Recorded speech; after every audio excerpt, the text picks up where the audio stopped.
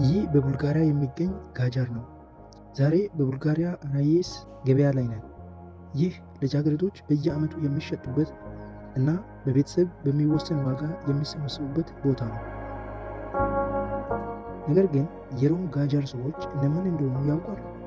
ጋጃር በዓለም ዙሪያ ቁጥራቸው ወደ 8 ሚሊዮን ገደማ የሚጠጋ ነው። ጥንታዊ መነሻቸው ከሂንድ ሰሜናዊ ራጅስታን ነው ይባላል።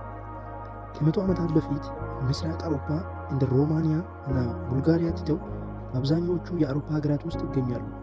አንዳንዶቹ በመካከለኛው ምስራቅ ይገኛሉ። አንዳንዶቹ ከሰሜን እና የተቀሩት የጋጃሪያን ቡድኖች በመካከለኛው ምስራቅ ይገኛሉ።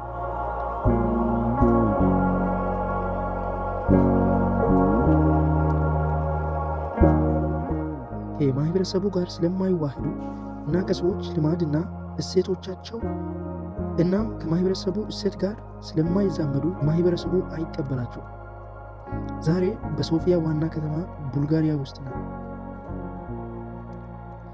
እንደ አውሮፓ ህብረት ይቆጠራል፣ ነገር ግን ከመፍረሱ በፊት ከሶቪየት ህብረት ጋር ነበር። ዛሬ በአቅራቢያቸው ያለውን ገደል እናያለን።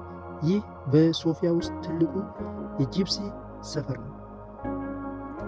ቡልጋራውያን ዜግነት ስላላቸው ይጠላቸዋል እና ቡልጋራውያንንም ይጠላቸዋል እስካሁን ድረስ። አየህ፣ ይህ ጎረቤታቸው ነው፣ ግን ሁሉንም ነገር መሬት ላይ ይጥላሉ። ቆሻሻውን የት እንደሚጥሉ ግድ የላቸውም። ወደ ስራ አይሄዱም። ስራ መስራት ስለማይወዱ ማንም ሊቀጥራቸው አይሞክርም። የቡልጋሪያ መታወቂያና የመምረጥ መብት አሏቸው። በምርጫው ድምፅ ለመግዛት ይጠቀሙባቸዋል። ጂፕሲ ልትሏቸው አትችልም፣ ምክንያቱም ይህ የቡልጋሪያ ቃል ሮሜ ብለው መጠራት ይመርጣሉ። ከሂንድ የመጡ ናቸው እና ባህላቸውን ከሂንድ የወረሱ ናቸው። አንዳንዶቹ በጣም ጥሩ ሙዚቀኞች ናቸው። ብዙዎቹ እዚህ የሚኖሩት በዘፈቀደ ስለሆነ እና ግብር ሳይከፍሉ ሰርቀው ስለሚኖሩ እና ቡልጋሪያ የአውሮፓ ህብረት አካል ስትሆን ህግ ሳይኖራቸው ድንበር ከፍተው ሁሉም ዘዮች በአውሮፓ እና በብሪታንያ እና በሁሉም ቦታ ተሽጠው ተሰራጭተው ነበር እና ቤተሰቡ ሙሽራውን ወደ ቤቱ ይቀበላል። ለታላቁ ቀን ዝግጅት ተጀመረ።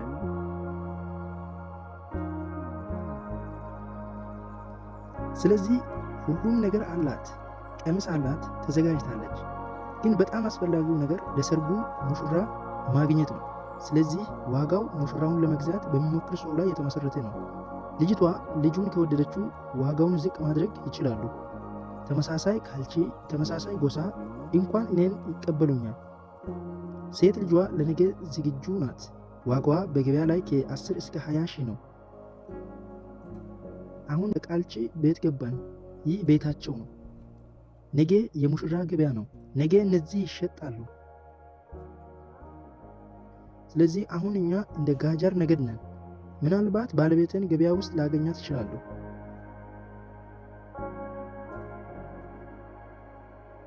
ለዛሬ ትክክለኛውን ቀሚስ መርጣለች።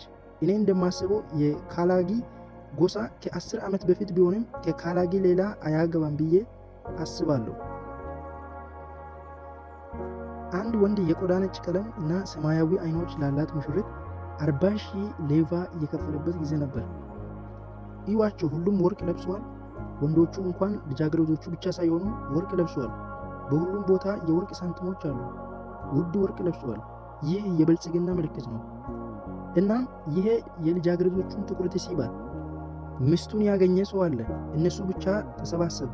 እዚህ ያለ ሁሉም ሰው ከሌላው ጋር ይገናኛል። ከዛም ዋጋውን ይወያያል።